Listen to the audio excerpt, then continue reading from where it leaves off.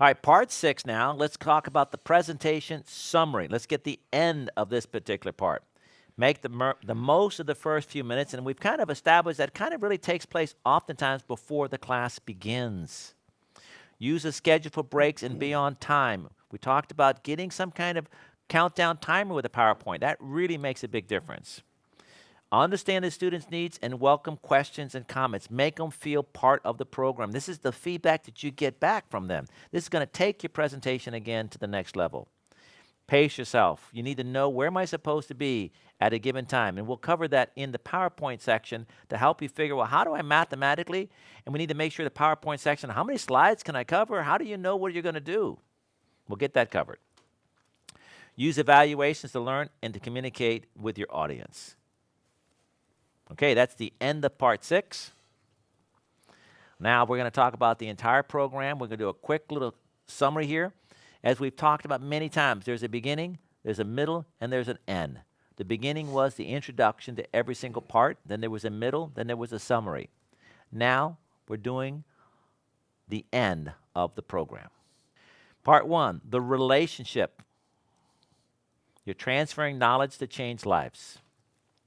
It's all about the student, to inspire them. Get the student involved. Be sure to go the extra mile so they know that you care about them. Have a great time because the student is mirroring your actions. You don't want to be there. You don't care about them. You don't care about the whole program. You know what? Make a decision. Just move on. Use real-life examples and be real as you're working with the student so they know I can connect with you. Part 2, the student summary. Remember the 5 decision-making styles. Charismatics was percentages. I think that was about 60%. No, charismatics were what percent? No, we were. Oh, okay, I'm sorry. These are the learning styles. We don't know what the percentages are. You have charismatic students making decisions on whether I'm going to believe the information you have. You have the people that are thinkers, thinking this whole thing out. Charismatics are all exciting. They almost will eat anything, right? They'll do anything. Thinkers are like, I need to think this whole thing out a little bit more. You have the skeptics that really need to be convinced. You have people that are followers that will follow a brand name, are going to be trusting that when they believe what is being sold. And then you have the controllers, people that really are going to control their own path, what they believe, and they're going to be kind of difficult. So you got to realize as you're working with the students that, you know, you have different types of decision-making styles. Then the 3 learning styles. This was the visual learners, 65%. And because visual learners are 65%, and I'm a visual learner, all our textbooks has amazing graphics. Auditory learners, well, that's where our DVDs, that's where MP3s come in for people to be able to hear things. That's where your job comes in as an instructor, to be able to make the presentations. But as an instructor, you know, you want to be able to bring in other tools. You know, having textbooks, professional like our textbooks, and playing DVDs in the classroom, students can see something like that. And also having audio, you know, so you're talking. So you want to bring as many elements as you can in. It shouldn't be just you standing there by yourself. If you can avoid it. Ryan, do you ever use any little video clips of some things taking place in any of your seminars? Yeah, you know, I've got a few. Yeah. Yeah. You find the right time. I can't say that I have one in every class that I teach, but yeah, I use them certainly. I would say that it's a failure on my part that I think I would get rated better if I would take a little bit more time and find some video clips that are good ones. And I know here's some I've used. I've used some video clips that show how a tamper-resistant receptacle works. And it shows, you know, it opens up, and that's kind of cool. Video clips on an arc fault blast, so they can see the arc fault blast. You know, so I would encourage, we probably need to make sure, maybe we need, as Michael Enterprises, is to come up with a set of video clips that are short little things that presenters can use. Besides our DVD and all the hundreds of video clips on the website, they can also be used. So you're doing an 8-hour class, so your video clips need to be like a minute. Mm-hmm. You know what I mean? It isn't going to be like 12 minutes on how something operates because we don't have that. So we need to, Brian, make sure that we need to come up with a bunch of little mini video clips that instructors could use in their programs, and maybe even title them as, 110 this, whatever the case may be, so people can start incorporating it. And we should start using more of those in our next 2017 program. Yeah, no, I agree. I was actually going to say one of the things that I find video clips really useful for is coming back in the afternoon, after breaks especially. Gives everybody a chance to kind of sit down and refocus. It seems like it takes them a minute after they come back in from the break. They're getting tired.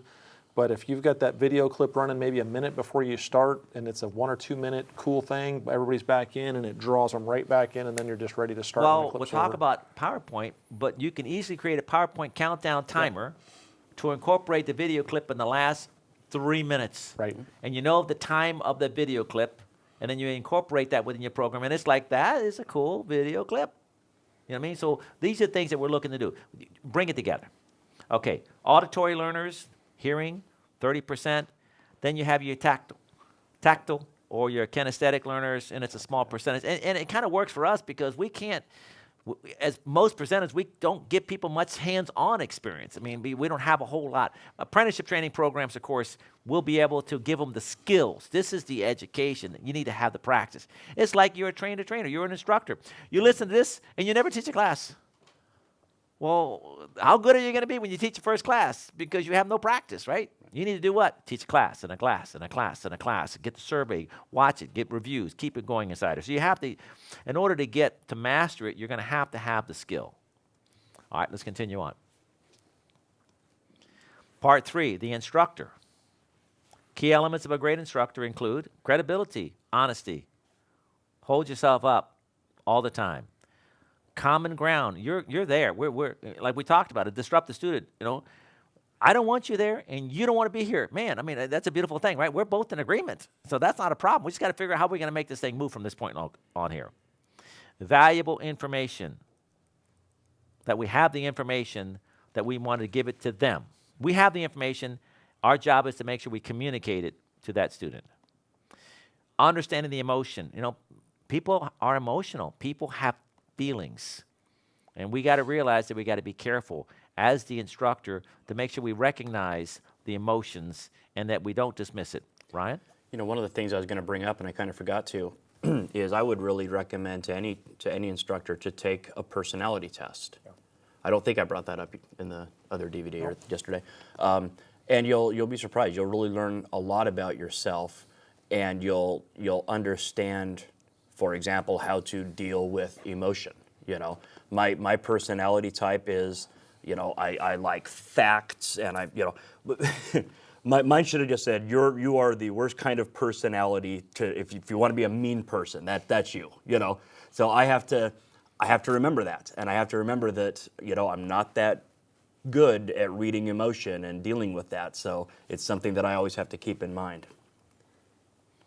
Well, I think you're better than you think you are. Well, yeah, I mean, of all the personality types, mine is the jerkiest type. I guess that would be the better way of saying it, right?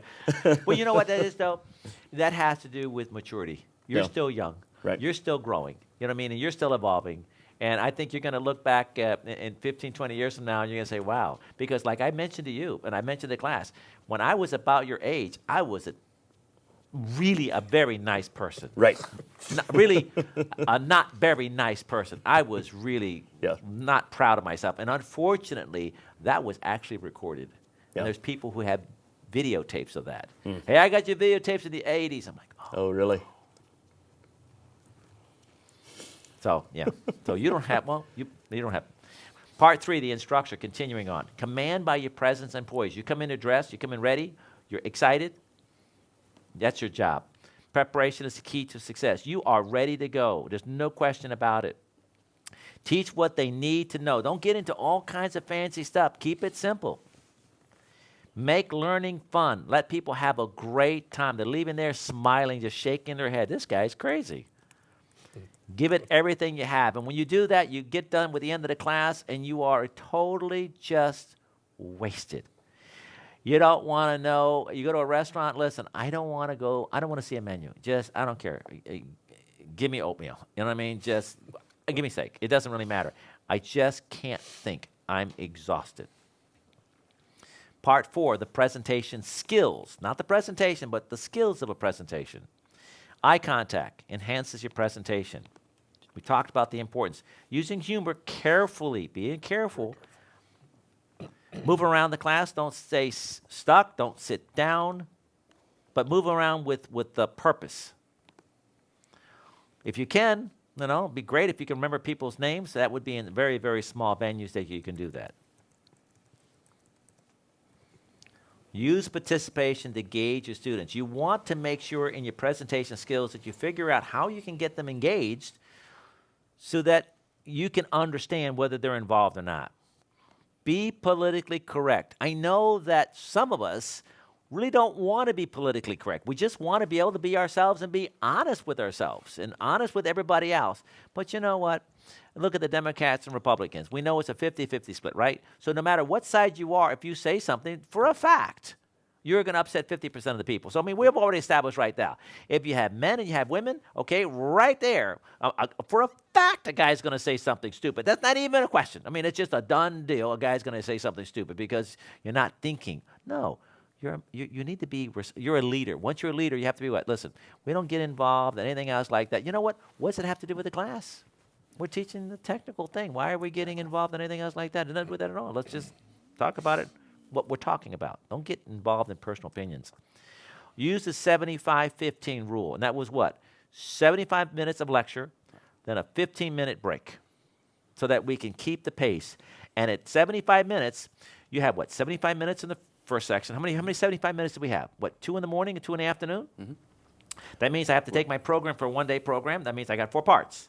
I got to take my PowerPoint slides. I got to break it down into half, and I got to break it down into half, and I get to know, okay, I need to go to slide number 72 by this point.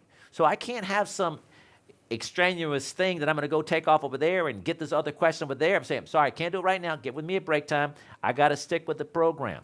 And then you make sure you pace yourself. Continuing on. Don't talk too fast. We talked about talking, and some people get excited. Probably should say don't talk too fast and don't talk too slow. And I don't think we talked about monotone voice. I'm already like, you are getting sleepy. Stop. You are getting very sleepy. All right?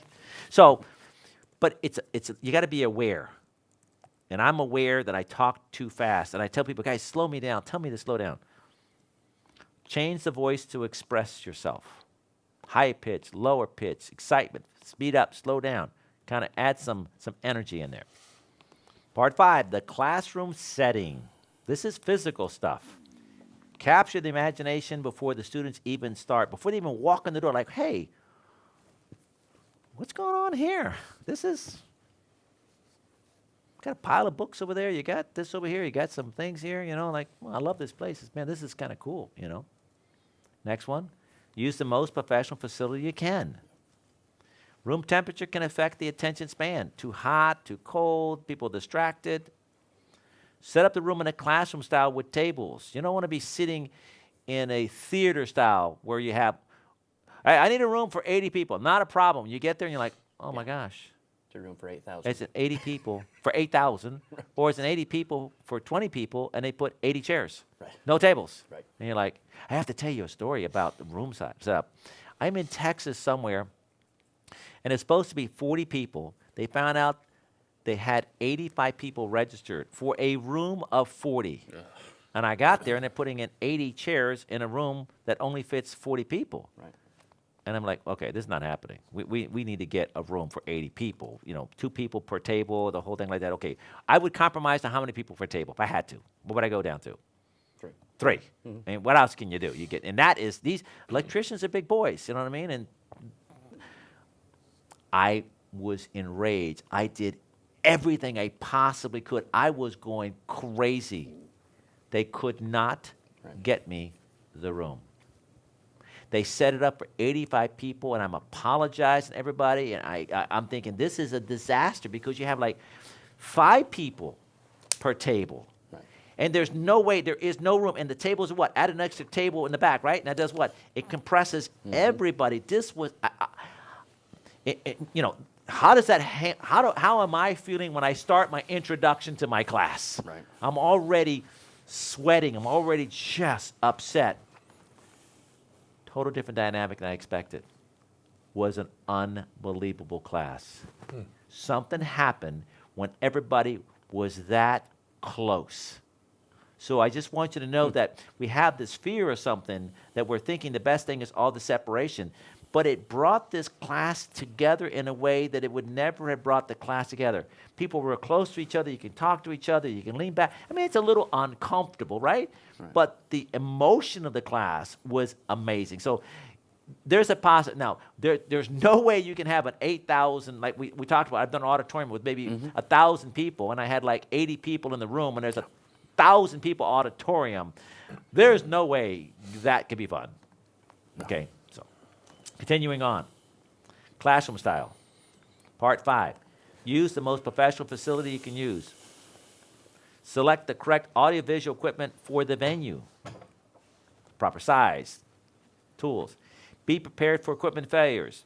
Hey, sometimes Brian, like you said, you lost everything. The guy took the key and turns off the computer and like, okay, I guess we're just going to talk this out. Yep. All right, what are you going to do? Use a platform when necessary. We talked about that. Larger venues, you need to be able to stand up higher so people can see you.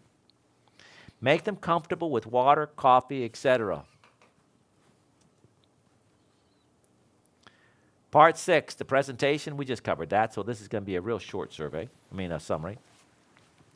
Make the most of the first few moments. Make eye contact.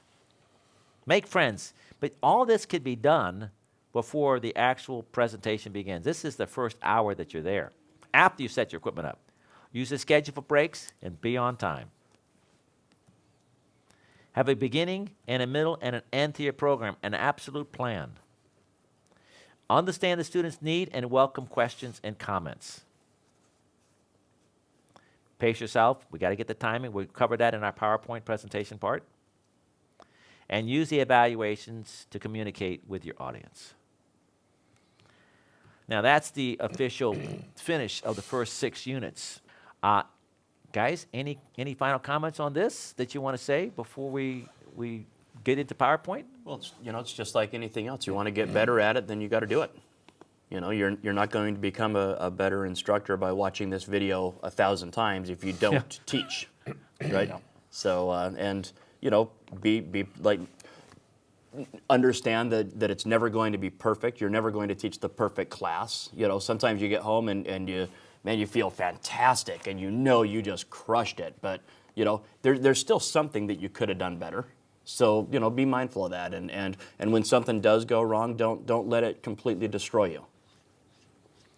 Brian? Yeah, I think I just want to add on to what Ryan said. I think sometimes as instructors we're afraid that we're going to fail. And I know I have done classes, seminars, presentations, and just convinced it was a complete disaster how I felt. And like you said, I don't look at the reviews when I leave because I just couldn't handle it. And I'm on the plane and I'm flying home and I'm flipping through the reviews and I'm like, wow, every single person loved the seminar. And that's when I'm like, man, I wish I would have videotaped that one to see what I did. But don't be afraid you're going to fail, because sometimes when you feel like you're at your weakest moment, you're actually so genuine, and you're putting so much effort into it. It turns out great. So just do it. Don't be scared to try, because it can only get better every time you do it. Eric? Yeah, I'd say that training is the ultimate learning experience. And one of the things I really like about the streaming is that here the streamers are seeing us, and we're just guys. I mean, we're real people, and we're learning from each other. We're learning from the streamers, and so we're all on a journey. We're always learning. So hey, let's jump in and help each other the best we can.